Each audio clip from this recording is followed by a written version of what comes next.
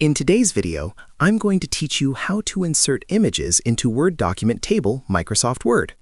This simple technique is perfect when you want your photos or graphics to look clean, organized, and easy to read inside a structured layout. It works great for reports, school projects, catalogs, and presentations where spacing and alignment really matter. Start by opening your Word document and placing the cursor where you would like the table to appear. At the top of the screen, click the Insert tab, then choose Table. A small grid will pop up. Move your mouse across the grid to choose the number of rows and columns you need and click to place the table on your page.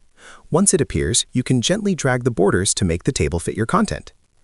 To adjust the table automatically, move your cursor to the small square in the top left corner of the table and click it to select everything. Open the Table Layout tab, then choose AutoFit.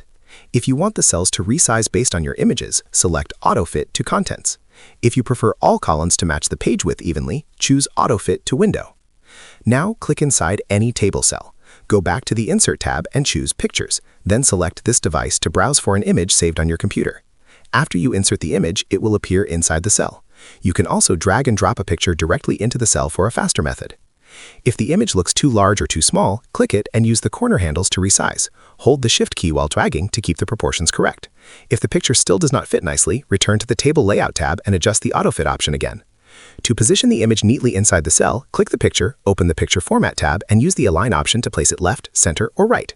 You can repeat this process for other cells and even change table borders and colors from the Design tab to make everything look more professional. If you found this video helpful, let me know in the comments. Give it a like, subscribe to the channel, and don't forget to hit the notification bell.